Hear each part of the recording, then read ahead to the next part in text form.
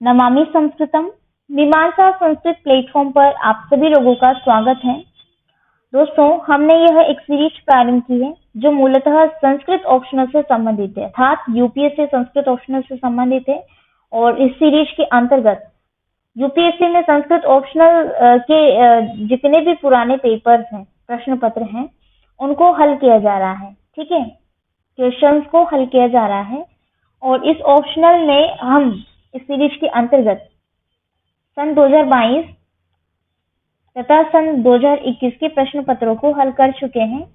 ठीक है, अगर आपने इन वीडियोस को नहीं देखा है तो इन वीडियोस की प्लेलिस्ट का लिंक आपको डिस्क्रिप्शन में मिल जाएगा, वहां जाकर के आप इन वीडियोस को जरूर देखिए। इनको देखेंगे तभी आपको आगे की चीजें अंडरस्टैंड हो पाएंगी, क्योंकि एक लिंक बनता है इन सब से। ठीक है, उसी प्रकार से अभी हम जो श्रृंखला चल रही है, जो सीरीज चल रही है, वो 2020 की चल रही है, 2020 के प्रश्न पत्र से संबंधित है। इसमें हम पेपर 1 को हल कर रहे हैं और पूर्व के वीडियोस में हम 5 प्रश्न हल कर चुके हैं। अतः आज हम प्रश्न संख्या 6 पर हैं। ठीक है, तो प्रश्न संख्या 6 की हम बात करेंगे। इन सब को आप देख लीजिएगा, इनका जो है डिस्क्रिप्शन में लिंक मिल जाएगा।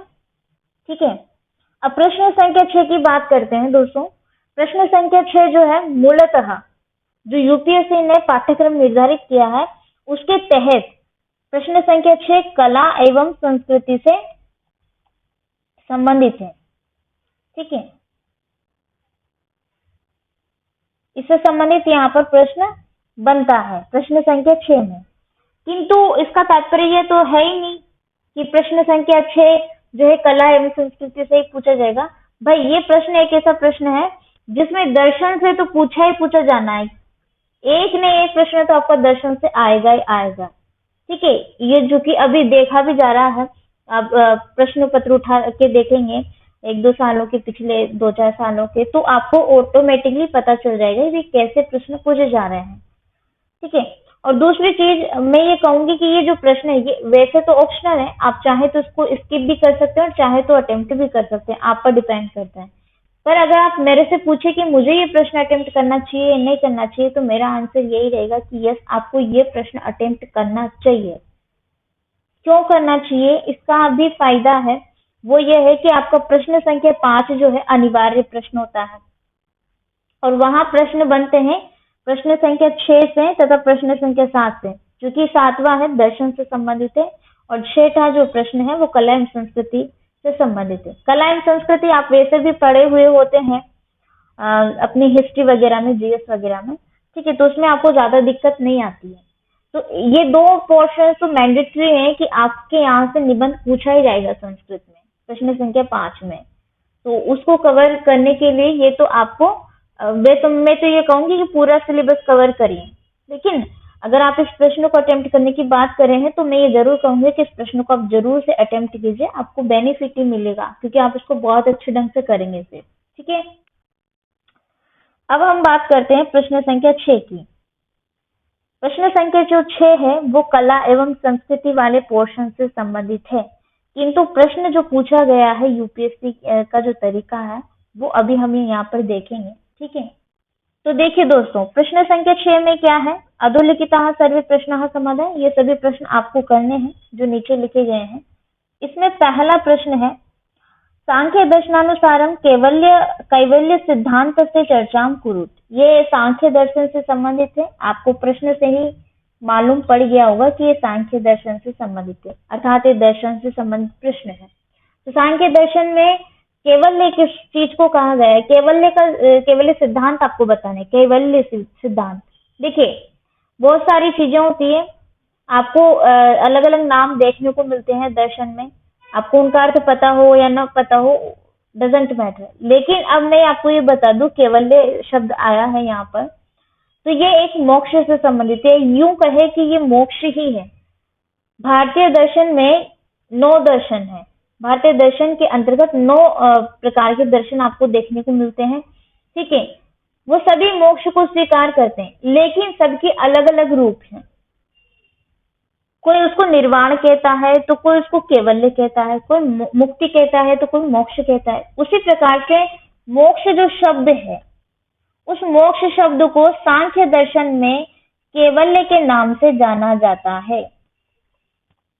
ठीक है, वही मोक्ष का स्वरूप आपको यहाँ पर बताना है, अर्थात वही सिद्धांत बताना है। अब देखिए, संसार में व्यक्ति आता है तो वो सांसारिक जीवन का उपभोग करता है, परंतु फिर भी वो मोक्ष की को क्यों चाहता है? क्यों चाहता है? क्योंकि संसार में आकर के उसको दुख मिलते हैं। जैसे संसार में अनेकों दुख विद्यमान है, जिनका अनुभव करके मनुष्य मोक्ष प्राप्ति हेतु अग्रसर होता है, यानी प्रवृत्त होता है, मोक्ष में प्रवृत्त होता है, पाने का इच्छुक होता है। क्योंकि पुरुष के द्वारा ही मोक्ष प्राप्ति संभव है, जिससे ही पुरुष का अस्तित्व भी है। अब इसको आप केवल्य भी कह सकते हैं, निर्वाण भी कह सकते हैं, ये मोक्ष के ही नाम है। किंतु इसको सांख्य दर्शन के विशेष रूप में बात करें तो सांख्य दर्शन में मोक्ष को केवल्य के नाम से जाना जाता है। ठीक है, ठीक है। मोक्ष त्रिविध दुखों की एकांतिक व आत्यांतिक निवृत्ति ही मोक्ष कही गई है सांख्य दर्शन के अनुसार। और ये दुख भी प्रकृति पुरुष के संयुक्त ज्ञान से ही होता है। जब पुरुष को ब्रह्म का एक तरीके से साक्षात्कार हो जाता है, अर्थात ब्रह्म का ज्ञान हो जाता है, तो वो इन सांसारिक बंधनों से मुक्त होकर के मोक्ष की प्राप्ति कर ही लेता है, और वही एक तरीके से मोक्ष है। मोक्ष को परिभाषित अलग अलग तरीके से किया गया है सभी 9 दर्शनों में, किंतु मोक्ष का स्वरूप अलग हो सकता है, लेकिन मोक्ष का उद्देश्य सभी के सभी दर्शनों का एक ही है। यानी कि साधन अलग अलग हो सकते हैं, तरीके अलग अलग हो सकते हैं, किंतु उसका साध्य अर्थात लक्ष्य एक ही है, मुक्ति। ठीक है, तो वो केवल सिद्धांत का मतलब यहाँ पर आपको मोक्ष के स्वरूप बताना है, जो सांख्य दर्शन में बताया था आपको। ठीक है, अब आते हैं हम अगले प्रश्न पर। प्रश्न है, शांकर वेदांतानुसारम मोक्ष स्वरूपम प्रतिपादिताम। शांकर का जो वेदांत है, वेदांत दर्शन, उसके अनुसार मोक्ष का स्वरूप बताना। अब देखिए, यहाँ पर भी ये प्रश्न इसी से संबंधित है। यहाँ पर केवल सिद्धांत करके प्रश्न दिया गया है, जो कि वो भी मोक्ष है, और मोक्ष का स्वरूप आपको वेदांत दर्शन में बताना है, वो भी मोक्ष है। तो जैसा अभी मैंने आपको बताया कि मोक्ष के विभिन्न नाम हो सकते हैं या होते हैं सभी दर्शनों में। हालांकि सभी दर्शन, जो 9 दर्शन है, पूर्णतः मोक्ष को मानते हैं। देखिए, मोक्ष का अर्थ है कष्टों की समाप्ति। भारतीय दर्शन में सभी 9 दर्शन पूर्णतः मोक्ष को मानते हैं। मोक्ष के मानने के दृष्टिकोण, स्वरूप को प्राप्त करने के प्रकार में अंतर हो सकता है, लेकिन सभी दर्शन मोक्ष को मानते हैं, ये जरूर याद रखिए। ठीक है, कोई निर्वाण कहता है, कोई मोक्ष कहता है, कोई कैवल्य कहता है, कोई अरहत, तो कोई मुक्ति, कोई बोधिसत्व, कोई स्वर्ग इत्यादि नामों से मोक्ष को जानता है, या मोक्ष की उपमा देता है, या मोक्ष का नाम रखता है इस प्रकार से। ठीक है, तो मोक्ष के विषय में आपको बताना है। भारतीय दर्शन की तरह जैसे कि उपनिषदों में भी बंधन और मोक्ष को स्वीकार किया गया है, उसी प्रकार से शंकर का जो वेदांत दर्शन है, उसमें मोक्ष का स्वरूप जो बताया गया है, वही आपको यहाँ पर बताना है। ठीक है, सभी चीजें, सभी दर्शन मोक्ष को मानते हैं, लेकिन तरीके अलग अलग। मैं आपको एक उदाहरण देती हूँ। देखिए, आपको जाना है दिल्ली, आप रहते हो राजस्थान में। ठीक है, साउथ राजस्थान में रहते हो। अब आपको दिल्ली जाना है तो आप जयपुर, कोटा जयपुर होके भी जा सकते हो। उसी प्रकार से और भी अन्य अन्य तरीके दिल्ली जाने के, परंतु आपको दिल्ली जाना है, आपका लक्ष्य तो दिल्ली जाना है ना। अर्थात सभी दर्शनों में मोक्ष को माना गया है। तो कहने का मतलब यह है, मैं स्पष्ट कर दूं, कि साध्य तो वही है, मुक्ति। ठीक है, किंतु तरीके अलग अलग है, रास्ते अलग अलग हो सकते हैं। उसी प्रकार से जो रास्ता शंकर के वेदांत दर्शन में बताया गया है, वो रास्ता आपको यहाँ पर मुक्ति का लिखना है, यानी फिर मोक्ष का स्वरूप आपको यहाँ पर बताना है। ज्यादा कुछ माया मुंह में नहीं पड़ना चाहिए, दर्शन पढ़ रहे हैं। ठीक है, ये जो प्रश्न है, ये भी दर्शन से संबंधित है, वेदांत दर्शन से। तो 2 प्रश्न तो आपके वेदांत दर्शन, ये दर्शन से ही संबंधित हो गए। एक तो सांख्य से और एक वेदांत से पूछा गया था, कि दोनों दर्शन से हैं। तो मैंने तो आपको एक प्रश्न से की बोला था कि एक प्रश्न तो एटलीस्ट इसमें दर्शन से पूछा ही जाता है, किंतु आपके तो 2 नहीं बल्कि 3 प्रश्न दर्शन से संबंधित है। ठीक है, तीसरा भी प्रश्न है, बौद्ध दर्शन से स्तोत्रांतिक संप्रदायम विविच्यताम, अर्थात बौद्ध दर्शन में स्तोत्रांतिक संप्रदाय के विषय में आपको बताना है। ठीक है, देखिए, बौद्ध दर्शन की बात हो रही है। बौद्ध दर्शन से आपको पता भी होगा ये दर्शन कैसा है। तो ये नास्तिक दर्शन की श्रेणी में आता है। बौद्ध दर्शन में मूलतः अगर आपको सोत्रांतिक को समझना है तो पहले आपको इन बौद्ध धर्म के दो विभागों को अच्छी प्रकार से समझ लेना है। जैसे कि इसमें दो शाखाएं हैं बौद्ध दर्शन की, एक तो है हीनयान, ठीक है, और दूसरी है महायान। हीनयान और महायान, तो हीनयान की भी दो शाखाएं हैं इस प्रकार से करके, वैभाषिक और दूसरी है सोत्रांतिक,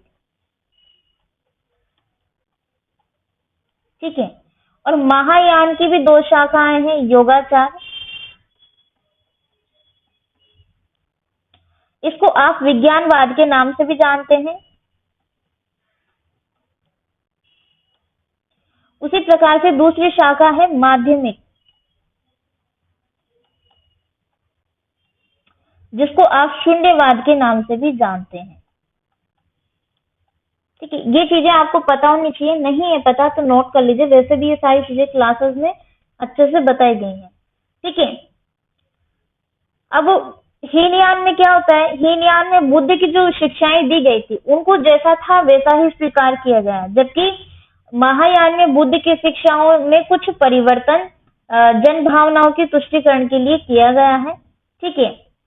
और अगर हम बात करें हीनयान की, तो हीनयान में सर्वोच्च पद माना गया है वो है अर्हता। उसी प्रकार से महायान में सर्वोच्च पद बोधिसत्व है। तो इनकी अलग अलग विशेषताएं हैं दोनों की, उसमें आपको अभी नहीं जाना है, ये सारी चीजें वैसे भी क्लासेस में आपको बताई गई हैं। अभी यहाँ हीनयान की दो शाखाओं को समझिए, एक तो है वैभाषिक और दूसरी है सोत्रांतिक। तो प्रश्न किससे संबंधित है, सोत्रांतिक से संबंधित है, ठीक है। अब मेरा कहने का मतलब ये है कि प्रश्न कहाँ से पूछा गया है, ये मैंने एक होलिस्टिक वे आपको बताया है, ठीक है। इसकी दो शाखाएं हैं बौद्ध दर्शन की, हीनयान महायान। तो हीनयान की दो शाखाएं, उपशाखाएं बोल सकते हैं या सिद्धांत बोल सकते हैं, वैभाषिक सोत्रांतिक। उसी प्रकार से महायान की योगाचार अर्थात विज्ञानवाद, और माध्यमिक का मतलब है शून्यवाद। अब यहाँ पर विशेष रूप से हम बात करेंगे सोत्रांतिक की, इन सबको हटा देते हैं। अब देखिए प्रश्न जो पूछा गया है ये बौद्ध दर्शन से संबंधित है, ठीक है। बौद्ध दर्शन का प्रश्न है अर्थात ये भी दर्शन से संबंधित है। इसमें मूलतः आपसे सोत्रांतिक संप्रदाय के विषय में पूछा जा रहा है। तो सोत्रांतिक संप्रदाय के विषय में सिर्फ एक बात ही ध्यान रखिए, वो ये है कि ये दो चीजों को मानता है, ठीक है। दो चीजों को मानता है, वो दो चीजें कौन कौन सी है, एक तो है चित्त और दूसरा है जगत, ठीक है। अब जगत को तो सभी जानते हैं, ये एक इसको सभी जानते हैं, सभी ने जगत को देखा है, तो ये क्या हो गए, बाह्य, ठीक है, बाह्य हो गया। और चित्त जिसको कभी किसी ने देखा नहीं है, जाना जानते हैं लेकिन देखा नहीं है, ठीक है, तो ये हो गया आंतरिक एक तरीके से। तो सोत्रांतिक संप्रदाय कहता है कि बाह्य जगत और आंतरिक जगत, सॉरी आंतरिक चित्त, ये दोनों के अस्तित्व को स्वीकार करता है, अर्थात दोनों के अस्तित्व को मानता है। बाह्य जगत का ज्ञान अनुमान से होता है, ठीक है। अनुमान का तात्पर्य है, इसका कहना है कि यदि बाह्य वस्तुओं के अस्तित्व को नहीं माना जाए तो वो वस्तु की प्रतीति कैसे होती है, ठीक है। तो इसलिए ये जो है बाह्य जगत का ज्ञान अनुमान से करते हैं, अर्थात अनुमान आपने पढ़ा होगा एक प्रकार से प्रत्यक्ष अनुमान, ये जो प्रमाण है, ठीक है। तो उनमें से ये अनुमान के माध्यम से बाह्य जगत का ज्ञान करते हैं, अर्थात बाह्य जगत की प्रतीति करते हैं, अर्थात बाह्य जगत में वस्तु की प्रतीति करते हैं, ठीक है। अब सोत्रांतिक कहते हैं कि यह सही है कि वस्तु के वर्तमान रहने पर ही उसका प्रत्यक्ष होता है, किंतु वस्तु और उसका ज्ञान समकालीन है, इसलिए अभिन्न है। ये युक्ति ठीक नहीं है। जब हमें घट का प्रत्यक्ष होता है तो घट हमारे बाहर है और ज्ञान अंदर है, इसका स्पष्ट अनुभव होता है। तो ये अनुमान से बाह्य जगत का ज्ञान करते हैं। और सोत्रांतिक दो चीजों को मानते हैं, चित्त तथा जगत, जो कि आंतरिक और बाह्य है, ये आपको पता भी है, ठीक है। ये सोत्रांतिक के विषय में आपको बताना है विशेष तौर से। आप एक अच्छा सा डायग्राम बना करके बता सकते हैं कि भाई इसमें दो शाखाएं हैं बौद्ध दर्शन में, उन दो शाखाओं में हीनयान महायान, तो हीनयान में दो इसके सिद्धांत हैं, वैभाषिक सोत्रांतिक, उसी प्रकार से महायान के भी दो सिद्धांत है, विज्ञानवाद और शून्यवाद। शून्यवाद आपको पता भी होगा, जो न तो बाह्य जगत को मानता है न ही आंतरिक चित्त को मानता है, ये किसी भी जगत की सत्ता स्वीकार नहीं करता है, इन्हें ही शून्यवादी कहा जाता है, अर्थात वस्तु का अस्तित्व नहीं मानते हैं। जबकि श्रोत्रांतिक जो है वस्तु का अस्तित्व मानते हैं बाह्य जगत के ज्ञान अनुमान से। ठीक है, ये दोनों चीजें स्वीकार करते हैं, एक तो आंतरिक चित्त और बाह्य जगत। तो ये अंतर आपको पता होगा, वैसे भी क्लासेस में बताया है, तो उस पर ज्यादा हम डिस्कस नहीं करेंगे। अभी से श्रोत्रांतिक के विषय में प्रश्न कैसे लिखना है वो चीज मैं आपको बता रही हूँ। ठीक है, तो आप अच्छा सा इस प्रकार से डायग्राम जैसे भी मैंने कुछ आपको करके बताया था, एक होलिस्टिक वे में आप समझाएंगे कि श्रोत्रांतिक चीज क्या है।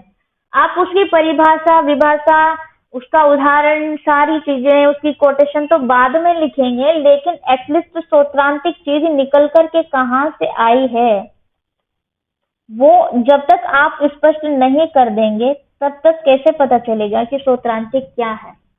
तो ऊपर ही आप अच्छा सा डायग्राम बना करके उनको दिखा देंगे एग्जामिनर को, भाई ऐसे ये श्रोत्रांतिक है, इस संप्रदाय से, इस शाखा से संबंधित है, तो वो वैसे ही समझ जाएगा कि हाँ इस बच्चे ने कुछ पढ़ा है, इसको समझ में आता है और इसने ये पढ़ करके आया है। ठीक है, उसको ऊपर ही नजर आ जाएगा एग्जामिनर को। ये एक लिखने का तरीका होता है जो मैं आपको बता रही हूँ।